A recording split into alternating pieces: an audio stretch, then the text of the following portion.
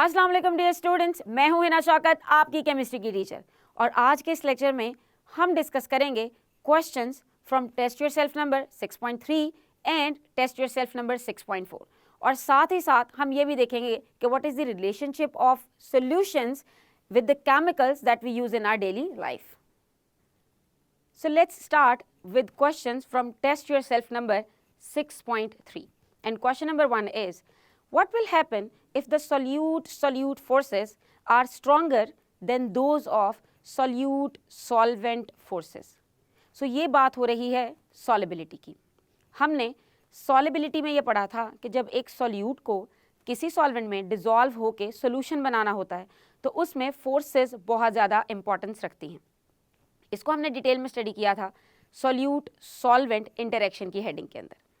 अब यहाँ बात हो रही है कि सिचुएशन कुछ इस तरह से है कि solute solute forces they are stronger as compare to solute solvent forces. So अब देखते हैं कि इस केस में होगा क्या। When solute solute forces they are stronger than those of the solute solvent forces, so होगा ये कि solute will not dissolve and it will not form a solution, because we know that जब भी कोई solution बनना होता है तो उसके first step में solute solute interaction को ख़त्म होना होता है ताकि solute के particles अलग अलग हो जाएं।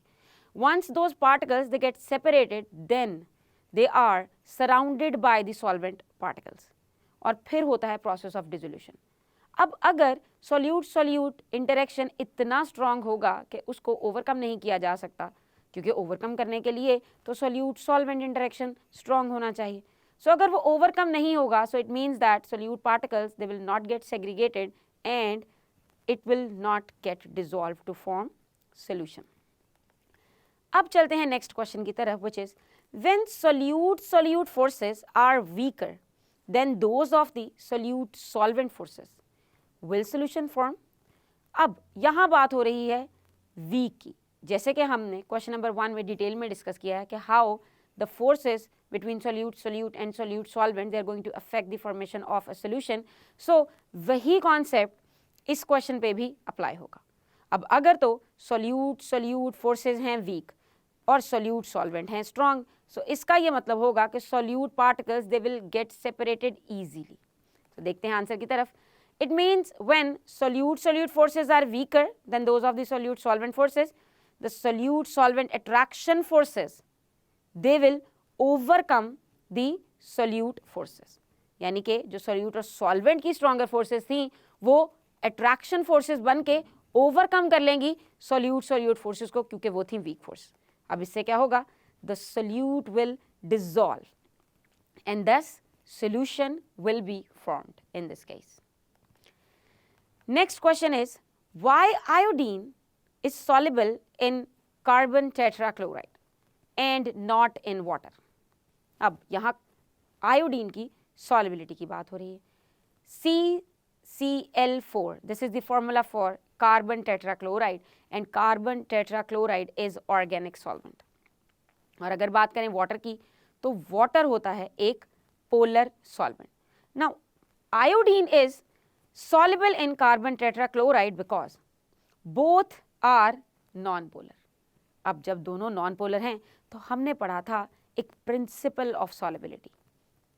So उसके according था like dissolves like, एक तरह की चीज़ें ही दूसरी सेम तरह की चीज़ों को अपने अंदर dissolve करती हैं। So water cannot dissolve iodine because water is a polar solvent। और अगर water polar है और iodine non-polar है तो ये like तो नहीं होंगे। So it means that according to the like dissolve like principle of solubility, iodine will be dissolved in CCl4, carbon tetrachloride, because both are non-polar in nature. अब चलते हैं क्वेश्चन नंबर 4 की तरफ। Why test tube becomes cold when potassium nitrate is dissolved in water?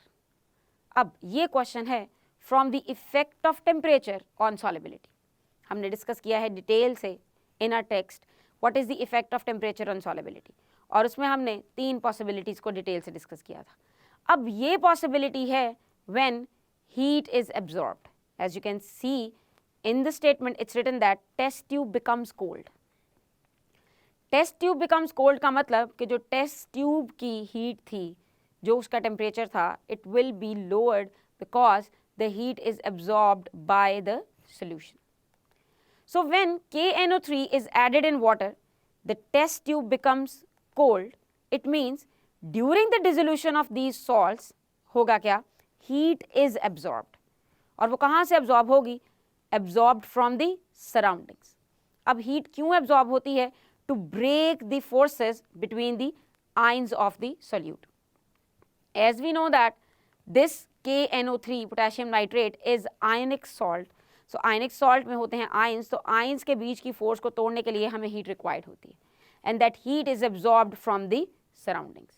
और हम जानते हैं कि ये वो possibility है effect of temperature की जिसमें when solute is added to solvent, साथ ही साथ heat भी required होती है to make solution. और याद रखिए ऐसे केसेस में अगर आप टेम्परेचर इंक्रीज करेंगे तो रेट ऑफ सॉलिबिलिटी भी इंक्रीज हो जाएगा, अमाउंट ऑफ सॉलिबिलिटी भी इंक्रीज हो जाएगी। ये तो थे कुछ questions from test yourself number 6.3। अब चलते हैं टेस्ट योर सेल्फ नंबर 6.4 के क्वेश्चंस की तरफ। टेक्स्ट हम ऑलरेडी डिस्कस कर चुके हैं, सो अब अप्लाई करेंगे हम वो सारा का सारा knowledge to answer these questions. Question number 1 is What is the difference between colloid and suspension? अब हमने एक comparison table डिटेल में डिस्कस किया था, and that comparison table was having 3 different things: solution, colloid and suspension. और उससे भी पहले हमने डिटेल में डिस्कस किया what is solution because the chapter name is solutions, what are colloids, उनकी examples और उनकी special properties and suspensions as well. अब इस specific question में हमसे difference पूछा गया है, कंपैरिजन नहीं, डिफरेंस पूछा गया है बिटवीन कोलॉइड एंड सस्पेंशन। इस क्वेश्चन का बेहतर तरीके से आंसर करने के लिए I will suggest you to refer to that particular lecture in which we discussed this comparison.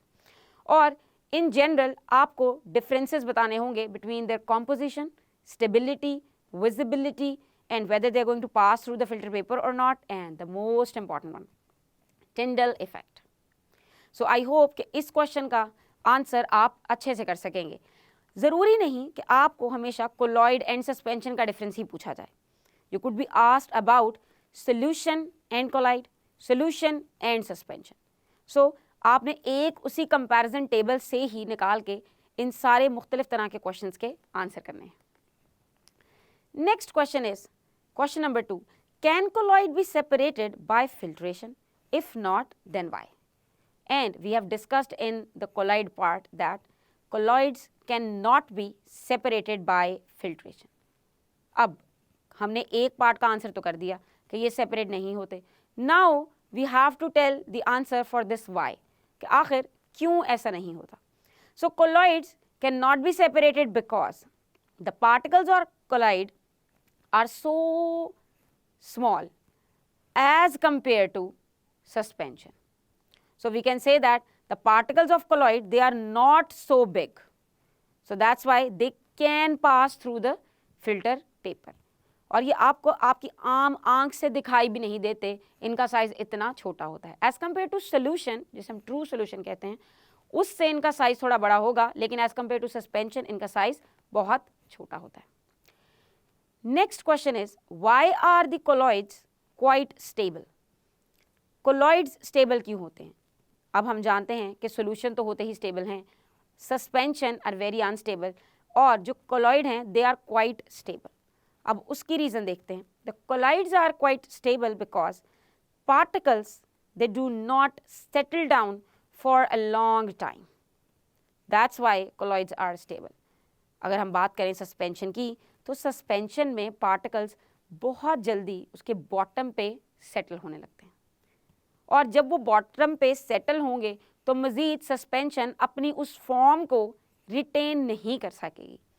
अगर बात करें कोलॉइड की, तो पार्टिकल्स इतने स्मॉल होते हैं कि उनकी density as compare to that liquid जिसके अंदर वो हैं, वो इतनी कम होती है कि वो सेटल डाउन नहीं होते।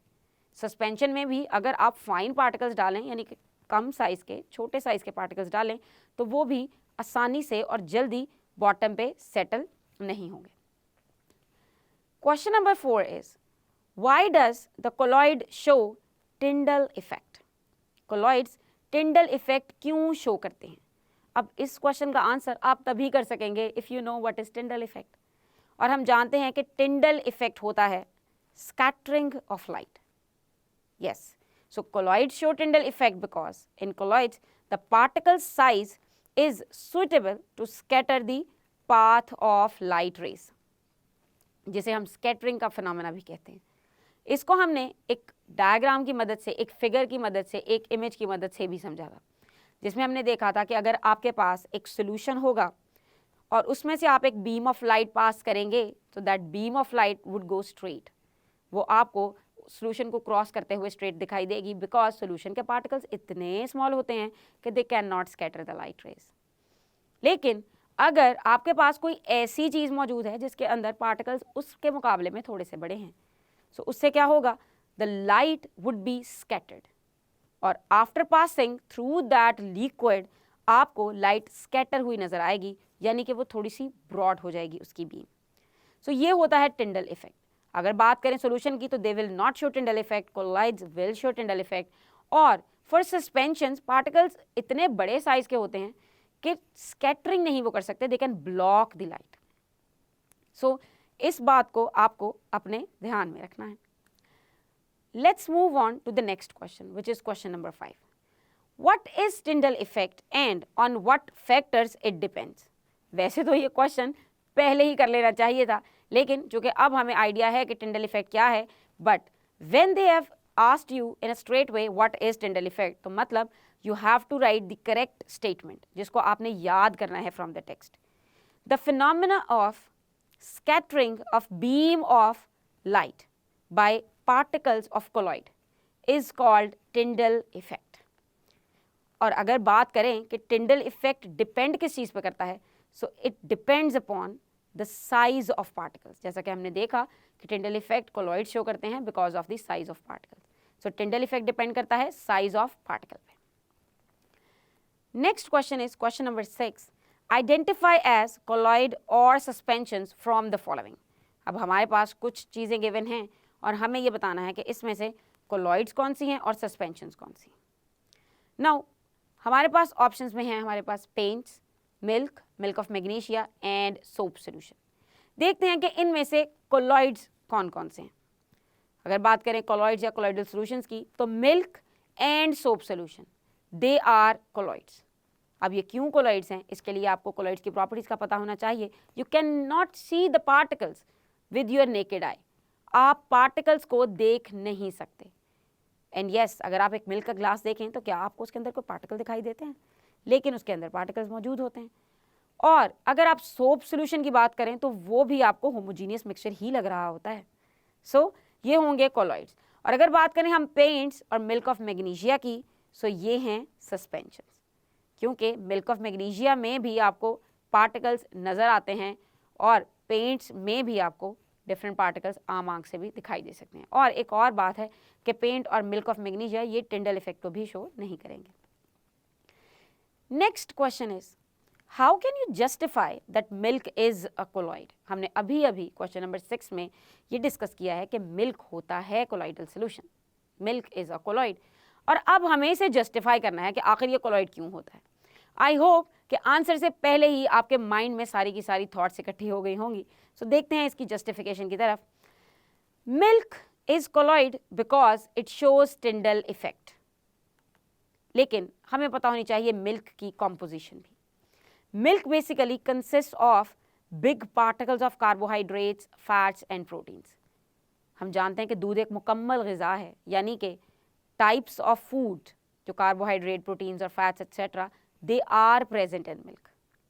सो ये पार्टिकल्स बहुत ज़्यादा स्मॉल नहीं होते, and that's why milk is going to show Tyndall effect. Now milk particles they are big but they can pass through the filter paper। अब अगर कोई पार्टिकल बिग भी है लेकिन वो फिल्टर पेपर से भी पास कर सकता है, तो इसका मतलब वो सस्पेंशन नहीं हो सकती, और सोल्यूशन वो इसलिए नहीं है क्योंकि पार्टिकल्स का साइज उतना स्मॉल नहीं है और वो टिंडल इफेक्ट भी शो कर रहा है। Now milk particles they are larger but can not be seen with the naked eye. So आपको ये सारी की सारी पॉसिबिलिटीज़, सारी की सारी प्रॉपर्टीज़ ऑफ मिल्क लिखनी पड़ेंगी to just show that milk is a colloid. So milk particles, they scatter the path of the light rays, and thus you know that when it is scattering of light rays तो हम उसे कहते हैं कि it is exhibiting Tyndall effect. और colloid का सबसे बड़ा टेस्ट Tyndall effect ही है, ये आपको हमेशा याद रखना है, ये MCQ पॉइंट ऑफ व्यू से भी बहुत ही इंपॉर्टेंट है. सो स्टूडेंट्स, हमने डिस्कस किए हैं अभी टेस्ट योर सेल्फ नंबर 6.4 के भी सारे के सारे क्वेश्चंस. सो अब डिस्कस करते हैं relationship of solutions to different products in the community, कि हमारी कम्युनिटी में जो डिफरेंट प्रोडक्ट्स हम यूज़ कर रहे हैं उसमें सॉल्यूशंस का क्या रिलेशन है. जैसा कि हमने देखा है कि सॉल्यूशंस भी बनते हैं मुख्तलिफ तरह की चीज़ों को कंबाइन करने से, और हम भी प्योर फॉर्म में चीज़ें बहुत ही कम इस्तेमाल करते हैं. सो देखते हैं कि सॉल्यूशंस कहाँ कहाँ यूज़ होते हैं. सबसे पहले तो our body is made up of tissues, and the tissues they are composed of water, यानी कि हमारी जो बॉडी है it is basically water based, and the chemicals they are also water based chemicals, and the water becomes the best solvent in our body. हमारी body के अंदर जो बेस्ट सॉल्वेंट है वो है water. We need adequate supply of the chemicals in the form of food, in the form of vitamins, in the form of hormones, in the form of enzymes. और जब हम बीमार होते हैं, so to take care of our health, हमें एक और चीज़ भी चाहिए, which are medicines. और आपने ये देखा होगा कि हम medicines भी पानी के साथ ही लेते हैं. We can find that chemicals and chemistry, it is basically involved in every aspect of life. हमारा खाना, हमारा कोई चीज़ इस्तेमाल करना, हमारा हवा में सांस लेना, हर तरह की चीज़ में केमिकल्स ही इन्वॉल्व हैं. जैसे कि हम पेपर यूज़ करते हैं वो भी केमिकल है. स्टार्च की बात करें जो कि प्लांट्स बनाते हैं वो भी केमिकल है. अगर हम बात करें वेजिटेबल ऑयल्स की, हैं तो वो नेचुरल सोर्स है लेकिन हैं वो केमिकल्स ही. इसी तरह इसेंशियल ऑयल्स, ये भी केमिकल्स हैं. मोस्ट इम्पॉर्टेंट, हम सोप, शैम्पू, कंडीशनर, इतनी सारी चीज़ें इस्तेमाल करते हैं. All these things they are chemicals. Cosmetics are also chemicals. Rubber, dyes, plastic, petroleum, in fact almost everything around us which we are using is basically a chemical, and we are using all these chemicals in our daily life. Now all these chemicals, they are not only elements or compounds, they are most of the time mixtures. और mixtures में भी जो ज़्यादा चीज़ें इस्तेमाल होती हैं वो solutions हो सकते हैं. अगर हम बात करें मेडिसिन की तो आपने बहुत सी मेडिसिन लिक्विड फॉर्म में देखी होंगी. सो वो होंगे हमारे सोल्यूशन या फिर सस्पेंशन हो सकते हैं. अगर आप पेंट की बात करें तो पेंट भी एक सस्पेंशन है. खाने वाली चीज़ों में अगर आप मिल्क की बात करें जो देखने में इतना प्योर लग रहा है, लेकिन अगर आप उसे केमिस्ट्री की नज़र से देखेंगे so it is a colloid. वो एक तरह का करीब करीब मिक्सचर है और सोल्यूशन के बहुत ही करीब है कि वो फिल्टर पेपर से गुजर सकता है, लेकिन देखने में वो कोई एक सिंगल चीज़ ही लग रही होती है. वाटर एक बहुत इम्पॉर्टेंट सॉल्वेंट है हमारी बॉडी के लिए भी और आउट ऑफ द बॉडी भी, because it is a polar solvent. इसको यूनिवर्सल सॉल्वेंट भी कहते हैं, और ये बहुत सी चीज़ों को अपने अंदर डिज़ोल्व करने की एबिलिटी रखता है. और इसीलिए हमारे इर्द गिर्द के बहुत से केमिकल्स के अंदर वाटर इस्तेमाल होता है. और हमने इस चैप्टर में एक और चीज़ भी देखी है कि वाटर का बहुत ज़्यादा रोल है किसी भी चीज़ को कॉन्सेंट्रेट या फिर डाइल्यूट करने के लिए. उसमें भी हम वाटर को ही यूज़ करते हैं, और इसको हमने डाइल्यूशंस में डिटेल में पढ़ा है. अगर हमारे पास वाटर की सॉल्युबिलिटी इतनी अच्छी ना होती तो हो सकता है कि बहुत सी चीज़ें जो हमारे इर्द गिर्द इस्तेमाल हो रही हैं वो हमारे स्किन फ्रेंडली या फिर हमारी ह्यूमन बॉडी फ्रेंडली भी ना होती. सो मुझे उम्मीद है कि इस चैप्टर को पढ़ने के बाद सॉल्यूशंस की इम्पॉर्टेंस आपको अपनी लाइफ में और भी ज़्यादा नज़र आने लगेगी, और आप हर अपने इर्द गिर्द नज़र आने वाले केमिकल या चीज़ को आइडेंटिफाई करेंगे कि whether it is a mixture और नॉट.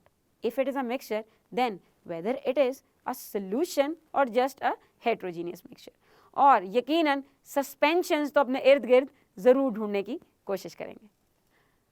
सो स्टूडेंट्स, आज के इस लेक्चर में हमने अप्लाई किया है हमारा सारे का सारा नॉलेज रिलेटेड टू सॉल्युबिलिटी, उसके फैक्टर्स, और साथ ही साथ रिलेटेड टू कोलॉइड, सस्पेंशन और सॉल्यूशन से रिलेटेड. हमने आंसर किए हैं डिफरेंट क्वेश्चंस, और मुझे उम्मीद है कि इस तरह का कोई भी और क्वेश्चन आएगा तो आपको उसका आंसर लिखने में कोई मुश्किल नहीं होगी। साथ ही साथ हमने एक जनरल पर्सपेक्टिव से डिस्कस किया है कि what is the role of solutions in our daily life. मुझे उम्मीद है कि आपको अच्छे से समझ आया होगा। So see you all in next lecture. Until then, Allah हाफिज़।